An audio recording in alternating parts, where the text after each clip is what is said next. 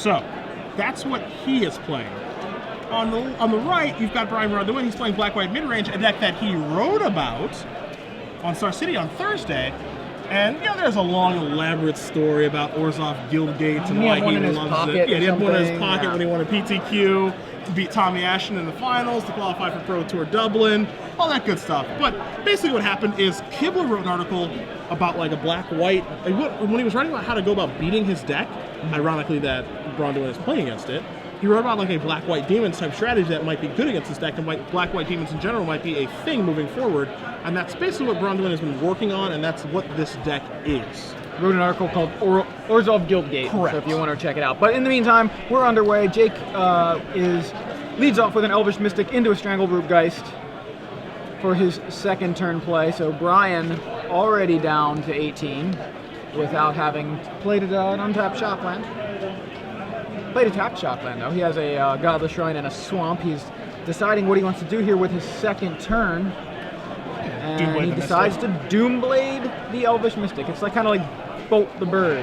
Kind of thing. I mean, I think he just wants to kind of hold off the mana acceleration. Maybe Cho doesn't have another green mana. You see him play another red. Again, he has a 2-color deck here with a lot of basics. We just saw a Pakula's match where he drew the wrong basics. That's something that can happen here for Cho. So Strangleroot Guy's going to get in for another 2 after William plays. Oh, his name's William, not Jake. We had Jake up there. Is that what happened? Okay, good call. So William actually does not have that second green. BBD has a Vampire Nighthawk to show for his third turn. Nighthawk actually looking especially good right now. You know, it can trade with the first part. I wouldn't say trade, but it wins the first part of the battle against Strangleroot Geist, and then trades with the second half. Yeah. And if Hellrider shows up to the party, I think that that Braun-Duin is more than happy to trade his Vampire Nighthawk for a Hellrider. You know, he'll come out. Cho will come out a little bit ahead on the board, but you want to get Hellrider off the table. So yeah, and look at that. It's like BBD had to read on the mana situation over there by dealing with that Elvish Mystic. Cho is stuck with 1 green source here on turn 4. He's got 3 mountains. At least, oh wait, I thought that was a mountain. It's a Rootbound Crag. Sorry about that. Yeah, that's all right. It right. had a big old glare on it. I thought it was a mountain. It's gonna be okay. So it is gonna be Hellrider. Hellrider. So Cho actually has a dude, but doesn't want to swing. Passes the turn. Yeah, he's gonna hold both of his creatures back. Doesn't want to trade with the Vampire Nighthawk again. And I feel like this makes sense, you know, because he does have cards to draw to get Nighthawk off of the table. He does have 2 copies of Mizzium Mortars. Does have a Bond for the Damned. Can get a little creative with Armed Dangerous. Same thing can be said for Domri as well. So he's got some options here to see Braun-Duin going into the tank about what he wants to do on his turn. Yeah, Nighthawk doing a fair job of holding off the offense, though, for the moment. Brian at 16 after taking 2 hits from a Strangleroot Geist. Still well out of range of anything too scary from Cho. And Braun-Duin's deck list, pretty innovative. He's coming in here with the Nighthawk. He's got Obstinate, he's got Desecration Demon, Restoration Angel, Recyclable Bolas, multiple Vampire Nighthawks, 3 of them in his deck, 3 Dross Messengers as well. Does not have a 4th land though, so this attack is very aggressive. Yeah. And we have a 5th land from Cho, and it looks like a Thunderball Hellkite. So let's see, I mean, this is definitely going to be a removal spell. I didn't figure out which one. All right, so it's going to be Victim of Night to take care of that Hellrider. So Hellkite and Geist get in, though. I mean, it's kind of funny, right, where, you know, that attack with Vampire Nighthawk looks a little bit strange. Yeah. But if BBD has him red for Thunderball Hellkite, then that attack's perfect. Because if he doesn't attack with the Nighthawk, then he doesn't actually get the 2 life, and it just sits there and doesn't attack, doesn't block, because Thunderball's trigger. So it's actually a really, really good attack by BBD. So BBD's going to play a Liliana here and minus it so that Cho has to sacrifice a creature. Cho decides to sacrifice the Strangleroot Geist. I think it's a decision any of us would have made. Yep. And does find a, is that an Orzhov Guildgate? That is. It has shown up to the party. The namesake. He's got 3 of them in his deck. Of the article, anyway. So Liliana on 1 counter, Nighthawk untapped at the ready to trade with that Thunderball Hellkite. Or with the Strangleroot Geist, if that's what BBD decides to do. I have a feeling he'd rather trade with the Hellkite. I got a feeling he'd rather trade with the Hellkite, too. Again, I'm really interested to see how the rest of this game is going to progress here for Cho, what he has to play on this turn, if anything. Does he even want to trade with... it doesn't seem like he wants to make this trade at all. And so he's going to get into Liliana, which BBD is perfectly fine with. Yeah. Could trade, but decides not to. Yeah, I like that attack because obviously you don't want to lose your Thundermaw Hellkite, but you're willing to lose to trade the back half for a Nighthawk, I think, or deal with Liliana as he just did. Nighthawk coming in again. Yeah. Feels like maybe a Restoration Angel. I think I see one in BBD's hand, And trying to set a trap. Yeah, no 5th land drop from BBD, but he does get in with the Nighthawk. Brian clawing his way back up to 20 slowly with that Nighthawk. Yep. Gotta be mighty, mighty careful here for Cho. Looks like he passed the turn. Didn't it look like a... I mean, I think it was actually just how many cards he has in his hand. Oh, it could be, yeah.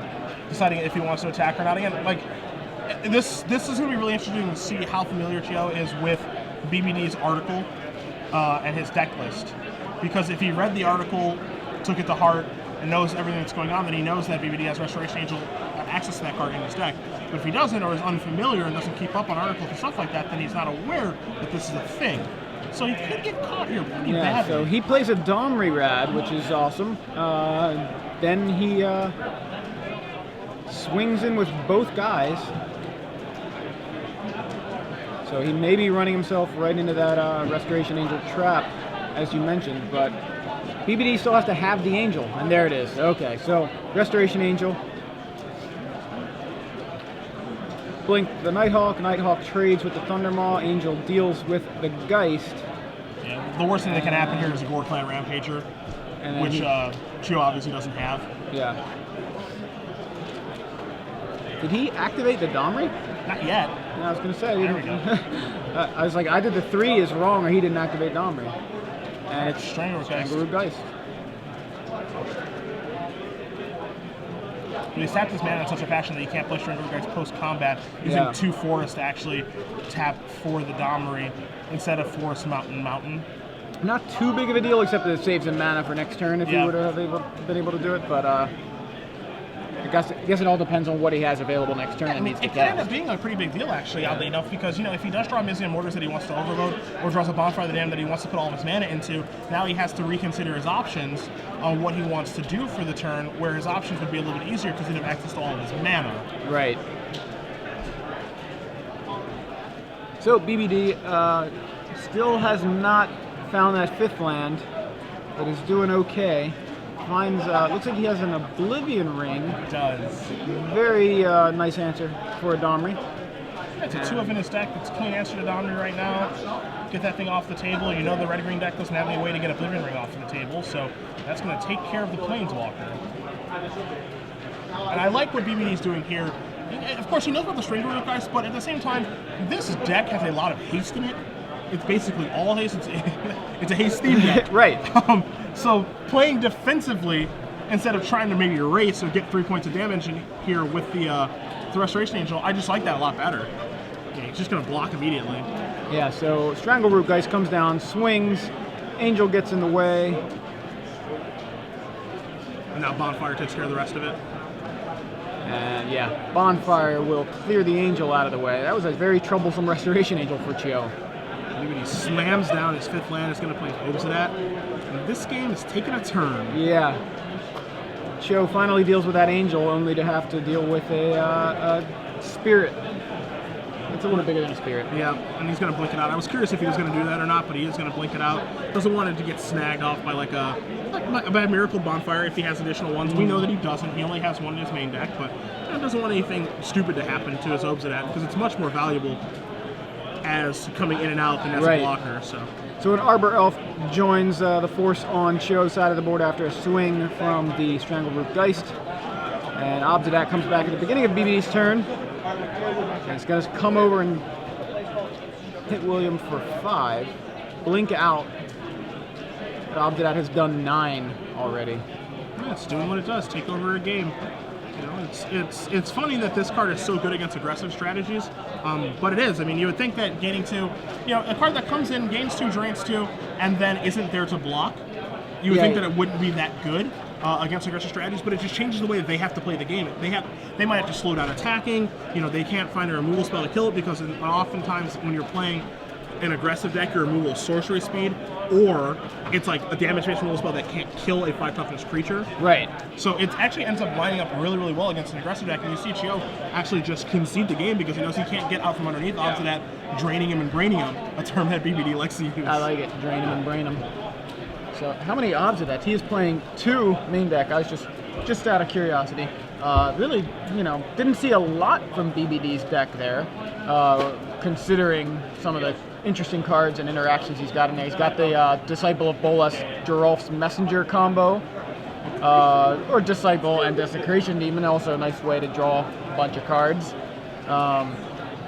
We basically, we saw the odds of that in the Restoration Angel, but on to the sideboards, BBD has Doomblade, Blind Obedience, 3 Duress, an additional Obsidat, a Curse of Death Soul, a Mutilate, that is the 3rd copy of Mutilate, 2 Pithing Needle, 2 Underworld Connections, an Ultimate Price, 1 Liliana, and 1 Vampire Nighthawk, an additional, that would be the 4th.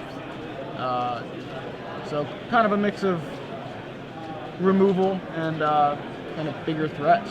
Yeah, it's like a mixed bag, but I think that there's some obvious things you can bring in. Doomblade, of course, against the haste deck. Yeah. Blind Obedience, the same thing as well. Very good against it. I like Nighthawk. I liked what I saw from Nighthawk in that first game. Yeah. It changed the way that Chio actually had to play a little bit, so I like bringing that in. Also being able to lower your curve. Yeah. Ultimate Price, of course, just like a Doomblade for the most part in this particular matchup. Liliana, he's got 2 main. He's got 2 in his main. Can board into a 3rd one. I don't love Liliana on the draw. I also don't love it in a matchup that has Stranglerootgeist. I think there are situations where Liliana can be good. I think those situations are going to be more on the play than they are going to be on the draw. Of course, there are also mana accelerants in the deck that I think Chio is more than happy to sacrifice Liliana as well. So I could actually see BBD boarding those out and leaving a 3rd one in the sideboard as well. And then the additional Mutilate I actually like coming in this matchup too. It's not great because, again, of the haste mechanic, but it's good enough.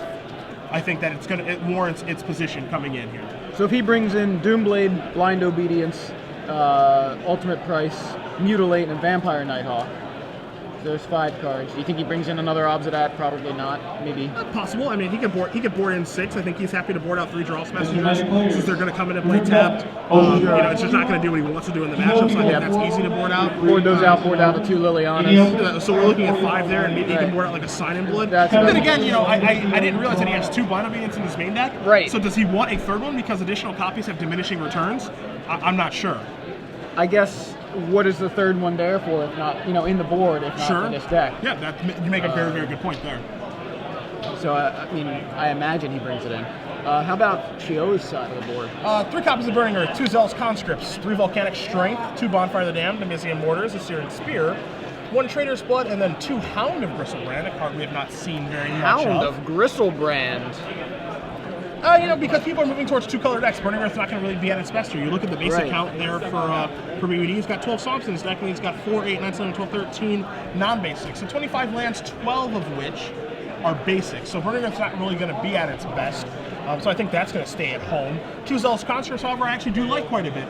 The unfortunate thing for Chio, if he's not familiar with BBD's deck list, is that he's not aware that there are a lot of things that he can take with Zealous Conscripts that are good here. Desecration Demon being one of the bigger ones, Restoration Angel as well. So I actually think that I like Conscripts a lot in this matchup. Volcanic Strength, certainly not. Bonfire, certainly not. Mortars, I think, has some applications here. It's not at its best, but I think it's okay because take your Nighthawk. Right, exactly. Clears a Nighthawk out of the way, yeah. So I think that's worth it. You can make the same argument for Searing Spear, except for Searing Spear more versatile because it can go upstairs.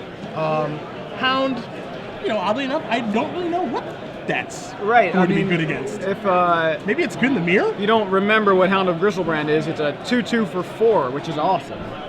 Yeah. I guess it has other stuff too. It's a double strike and it has Undying, so it's 2 2/2s, but they can't be on board at the same time. How's that? That's better. That's better. I mean, I'm sure this probably has like mirror applications that I'm not thinking of, or some other applications in aggressive matchups. I don't think it's really tailor-made for your control matchups, unless maybe you're looking for another Undying threat to go along with Strangleroot, guys. You're putting a lot of pressure on your mana then, because you've got a green-green spell you want to play on turn 2, and then a red-red spell you want to play on turn 4. But I mean, at the same time, this is a deck that does have Strangleroot Geist and Hellrider, so it's a deck that I think can actually be able to do those things. At the end of the day, we're talking a lot about the card. I don't think it's coming in here. Yeah, probably. So I don't think it matters all that much. And then the Trader's Blood, I think, comes in if Zealous Conscripts is joining the party as well. So we'll see if that does come in. Either way, it looks like one or two of these players are taking a mulligan right now. Not sure what their starting hand size is going to be. We'll get confirmation for you guys from our table spotter there to see exactly where they're going to start. It looks like 6. That looks like 6 to you on Chio's side? It looks like 6 from Chio's side, yeah. I think BBD just drew his as well, so I think they may both have mulligans. So if you're just joining us, I'm Joey Pasco in the booth with Cedric Phillips, coming to you guys live from Baltimore, where we are bringing you Game 2 of Round 6 of 10 of the StarCityGames.com Standard Open Series. Confirmation is that both players mulligan to 6. It looks like William Cho, down a game, versus BBD is actually going to go to 5 here. So BBD playing his black-white mid-range deck. He wrote an article about it this week on Star City Games, the article titled Orzhov Guildgate. BBD, a big fan of that card. I mean, it single-handedly caused him to win a PTQ, right? Yes, by having one in his pocket, he can win a PTQ. It was in his pocket, right. Which means that you can do that too.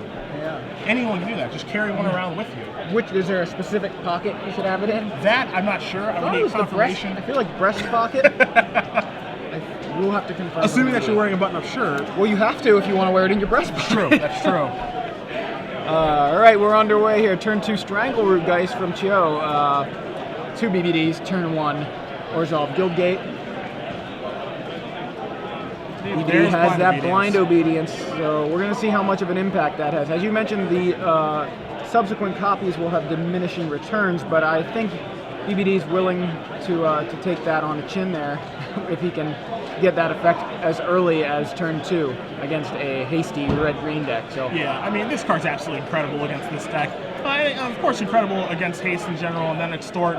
You know, now Simon Blood is only going to deal 1. He's going to get to draw 2 cards. So, you know, there's a lot of things that make this card great in this matchup. Again, when Blind Obedience was released, a lot of people were just looking at this card as being all upside, and it's not that. But in the matchups where it's very good, and the things that it's good against, it's very good. And this is one of the matchups where this card is a great sideboard card against this all-haste deck. This is exactly where you want to be, and I think that, you know, you will keep kind of a questionable hand because you make their cards so much worse because of Blind Obedience. So Geist is going to go ahead and get in for another 2. Chio looks like he's going to play Thundermaw Hellkite, which comes into play tap, so doesn't do much just yet. If BBD has removal for it, then he's in good shape. So yeah, you see just the impact that Blind Obedience is having on this game, which is a huge one. Yeah. Absolutely huge. I mean, imagine if BBD had been on the play and had that Blind Obedience before the Strangleroot Geist, he'd have taken 0 damage. Well, he would have taken some from the Geist subsequently, but yeah. So BBD, considering his options, he's going to go ahead and play. Looks like an isolated chapel here. This is his 4th land, and he says go. Oh no, he's going to play a Desecration Demon. Looked like he said go. So Desecration Demon now for BBD. A card that we have seen a lot of today. Yeah, it's a very popular card this weekend. And Cho untaps his Thundermaw Hellkite, his Strangleroot Geist, and his Elvish Mystic. You know, what's kind of interesting too is that you're going to see Cho take a look at Desecration Demon. Is that it's funny because I think Kibler's deck is actually set up pretty well against Desecration Demon. You know, you sacrifice the Strangleroot Geist, comes back with undying, you actually get to keep attacking with it. And because of Blind Obedience, it makes that play super mediocre to play where you just don't even really care about it if you're BBD. Right. I mean, it's nice that you get a free sacrifice off. You know, you can sack the Strangleroot Geist here, but you just can't attack with it. So you get a free sacrifice, I guess, because of the Undying, but it's not as good. You would like laugh if they played a Desecration Demon. Right. Like, all right, immediately sack my Geist, get you for 5, 6, 7, 8, potentially 9 points of damage. Now it's like, you know, I do get to still sacrifice it, but I don't get to get you for a lot. And those points of damage that you're, quote, missing, those matter a lot in this matchup. Because, I mean, BBD, it's a control deck here. Yeah. He just wants the game to go long. So Chio trying to figure out what he wants to do here. I mean, I guess if I'm Chio, I sack the Mystic and swing in with everybody. He's going to. I think there's a flint hook board that comes Yeah. into play tapped. Play a flint hook I'm really curious to see if he's going to sacrifice here or not. Yeah, he's really curious too. Yeah. Looks like he hasn't decided. So it looks like he's going to go. And in that case, I would have tapped the Mystic for the mana. Yep. But he hadn't made the decision yet. So sacrifices the Mystic to tap down the Demon, swings into the Strangleroot Geist and the Thundermaw Hellkite for 7 damage. Brian down to 6.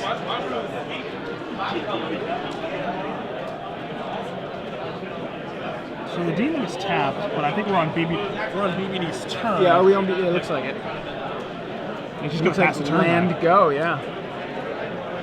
Now this is funny, okay? BBD wrote in his article about the interaction between Restoration Angel and Desecration Demon, and how they have to sack something to take care of the demon, Right. and then it gets tapped, and then they attack with their creatures, and then you Restoration Angel the demon. You have 2 surprise blockers. He wrote about this in his article, and I think the situation is actually here right now. Yeah, I imagine it is, and I get the impression from Chio that he is so hesitant because he doesn't know what to expect from BBD because maybe he didn't read the article. You see how he's very hesitant to make any plays. He just thinks a lot and kind of very slowly turning his creature sideways. You know what I mean? Like even his lands there, it's like, you play this and tap it. You know, like. Yeah, I mean, there's like definitely there's some hesitance there about what exactly to do, and how do I go about navigating this? Because again, this isn't a deck that is really ingrained in the standard format. This isn't Jund. This isn't Blue White Red Flash. This isn't the Mirror. This isn't the Dragon Master Red Green Mirror. This is a black white mid range deck that I haven't seen a lot of, and I don't know all the things that are happening here. You see BBD tapping all of his mana immediately. And this is an extorted Restoration Angel. He says, all right, I'm going to extort and, pay the extra 1, extort you, and not blink out the Desecration Demon, because I'd like it to be a 7/7, not a 6/6. Yeah. Thank you. No reason for him to do that. Chio, unfortunately, we didn't get to see that exact situation where Chio taps down the Demon and BBD blinks in the Angel, or flashes in the Angel to blink it. Nevertheless, BBD with a 7/7 Demon and a 3/4 Angel, alongside that blind obedience that's having such an impact on Williams' haste creatures. Williams and BBD's in great shape, and now he plays an Obsidian. Yeah, and if you're Chio, you have to be terrified because he chose not to extort with Obsidian, which means that he has. I mean, you can put him on a range of cards that he can have here, right? You can put him on a more traditionally played card like Tragic Slip, obviously. Duress. Yeah, you can put him on Pay No Heed. You can put him on some varying cards here. But you know that he has a spell to play if he didn't extort, because he wouldn't miss out on that to bluff in the situation. Right. And the insane thing here, too, is by leaving up Tragic Slip, if Chio wants to get through with his attacks, he's going to have to sacrifice something to Desecration Demon, which is going to turn on the Morbid for Tragic Slip. So this works beautifully for BBD. Yeah, absolutely beautiful. So Chio's going to use his Scavenging Ooze to remove a card from Brian's graveyard and grow a little bit. And now Obsidat's just going to leave. Yeah, Obsidat says, I'll be right back. BRB. Yep. How do you spell Obsidat? BRB. Alright, Chio's going to draw a card. I don't know. See, I don't know what he can do to get himself out of this situation, like ignoring Bonfire of the Damned. And even, let's say that perfect case Bonfire of the Damned actually comes up off the top of his deck. I don't even know if that's good enough to get the job done right now. That's the big thing. He doesn't look very happy. He's sideways. He's going to turn sideways and not sacrifice anything either. Leaving the Demon available. Yep. Kind of the read on the Tragic Slip, but it's pretty much telegraphed. Yes. So I think he's aware that. No, if you're BBD, you have to play around pretty much one thing right now. I think you would argue, which is Rampager. Yeah. Figure out what the best blocks are, and can you beat a Rampager if he has one? If not, how do you go about blocking? I mean, Tragic Slip still deals with the Geist to prevent some damage here. Yeah, that's a start. So it looks like Demon's going to get in front of Hellkite. And Angel is going to get in front of Flinthoof Boar. BBD says, those are my blocks. What do you got? Boar Clan Rampager says Cho. So it's going to be 9. 9 minus 7 is 2, 3, 4, 5, 6, 7, 8. Wow, is he a point short? Because that would be insane if he was a point short. Yeah, there's the Demon's is 7/7. So it's going to, Thunderbolt's going to be a 9/9. 9 minus 7 is 2 because of trample. Right. 2, and then 4 from the Ooze is 6, and then 2 from the Geist is 7 and 8. Oh, gosh, is that brutal. So you got me to 1, but 1 is not none. I think we might see a slip here. Yeah. I imagine BBD would love to make use of the slip. It's interesting, take out right? Something big. Because like he would like to slip here, but I think he'd like to slip with extort. Mm-hmm. So that's the situation he's in. But I think it's more important to take care of the Thundermaw here, which is what he's going to do with the Morbid and Tragic slip. So minus 13 is going to take care of the 9/9 dragon. Right. And Obsidat comes back. A little drain him, a little brain him. Yeah, go up to 3. Go up to 3, yeah. So Cho at 16 now, BBD at 3. I think that's what Obsidat's flavor text should have been, BRB. BRB for BBD? Yeah, there you go.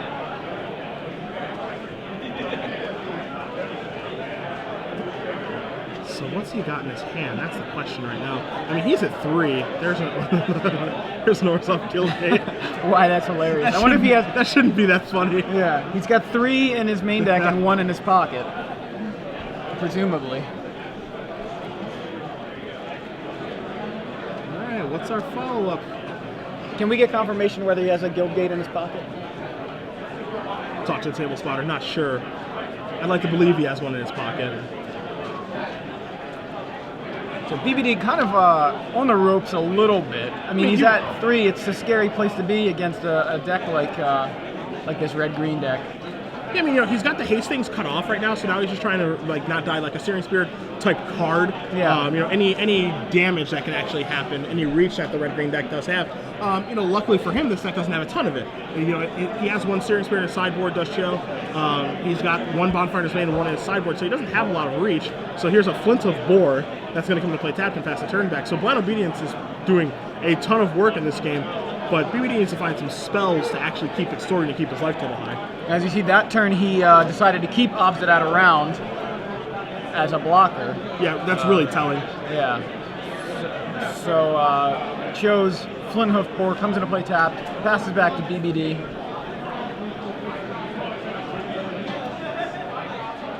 There's a Guildgate. Pass the turn back. I think that's all 3 Guildgates. The 4th one's going to come out of his shirt pocket. He just reaches in and just plays it. Yeah. All right, Scavenging Ooze is going to grow a little bit bigger there at the end of turn. And don't worry, that Thundermaw is not in play. It is in the graveyard. Yeah. Or It's exiled. It's either exiled or in the graveyard, Yeah. depending on how he's organized his graveyard. Right. I believe it's actually in the graveyard because he's used that Scavenging Ooze more than once, and it looks like the bigger pile is down there with that Flinthoof Boar. So, William Cho down a game to BBD's Orzhov Guildgate deck, facing down Blind Obedience, but he does have BBD to 3. Unfortunately, he also is facing down Obsidat and a Restoration Angel on the other side of the table. Both creatures bigger than than all of his. The Strangle Root, I'm sorry, the Scavenging Ooze is a 5/5, and has the potential to be a 6/6 if I am understanding that Thundermaw is in the graveyard. And now he's turning them all sideways here. So this, again, smells like a Gorkland Rampager, but now this is a Restoration Angel here from BBD. So now he's going to blink Obsidat, and there's an Extort trigger, so now he's going to go from 3 to 6. Yeah, so Extort from the Blind Obedience. Obsidat blinks BBD at 6 with 3 blockers. Cho has 3 creatures attacking. So now BBD just needs to find his blocks. He's going to go ahead and double block the Scavenging Ooze. And So Ooze going to turn to an 8/8 now. I mean, doesn't a Rampager kill him off of the Geist? He must not have Rampager in his hand. Right. I was just saying, Yeah. like, does it being in that situation for BBD? I think BBD comes to the conclusion there that like I can't beat Rampager really at this point. And so as a result, I'm just going to block this way and hope that you don't have Rampager, which ends up being the case. The board clears, we see 2 Restoration Angels standing tall, and then Strangler Geist, and that's it as Joe played a Stomping Ground post-combat and passed. Yeah, Scavenging Ooze essentially trades with Obsidat there. Yep. Oh, we're getting aggressive now, trying to get this game over with. So BBD in for 6 with double Restoration Angel. He has a ton of mana over there, 8 lands in play. Not quite sure what's in his hand. He hasn't really cast many spells recently. He cast that 1 Restoration Angel last turn.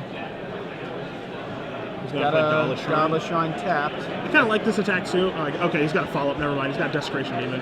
But I was gonna say I like this attack anyway, just because, like, there's so many cards that are shut off for Joe. Like, you don't have to worry about a haste creature coming off the top of the deck to ruin. Like, Hellrider's not gonna kill you in this situation. Hellrider would actually put him to 1. Right. Strangler Geist in the trigger if he didn't have Desecration Demon, but Hellrider wouldn't kill him. So I like the attack of just getting aggressive in that situation. So Cho here with 6 lands, plays a 7th, it's a Stomping Ground tapped, passes the turn. It's not over yet, but it's pretty close. Like, the windows are closing very quickly here for Cho, because now he has to sacrifice Strangler Geist to Desecration Demon to tap it. And we'll see how BBD ends up wanting to attack, because now I think he's in a situation, he's at 5, where he might want to leave a blocker back, so he doesn't lose to a Rampager. Yeah, I think he attacked with 1 Angel here, because it doesn't change the clock. Yeah. Right? I mean, I think he drew a land, so it's not, that's not relevant. You can even see it, you can even make an argument for leaving both back because of a card like Zealot's Conscripts. So if he attacks with one of them, and then Cho peels Zealot's Conscripts, yeah, he's just dead. Yeah, then he just dies. Now, Conscripts would come into play tapped, but the Angel would be untapped, and he would kill him that way. So, because it doesn't change the clock at all, I can actually see a pretty solid argument for actually leaving it back both Angels, because he's got the read on Zealot's Conscripts, but I can certainly see an argument for making an attack with 1 Angel. I agree with you 100%. Definitely no attack with both. Right. So he's going to go ahead with 1 and take the chance that maybe Conscripts is on the top. Hope that there's no Conscripts there or something similar. That's a forest. Yeah, it's a forest. So BBD takes the game and the match 2-0 over William Cho and his Blame Kibler Green-Red aggro deck. Dragon Master, red-green, whatever you'd like to call it. Yeah, Gruul, if you're a traditionalist. Absolutely. You want to call it by its guild name? Yeah, I was going to say Shard, but it's not a Shard. It's not a Shard. Yeah, Shards are 3 of them, so BBD, black-white mid-range. He's a guild. Yeah, That's Orzhov. Right. The Orzhov mid-range, if you will.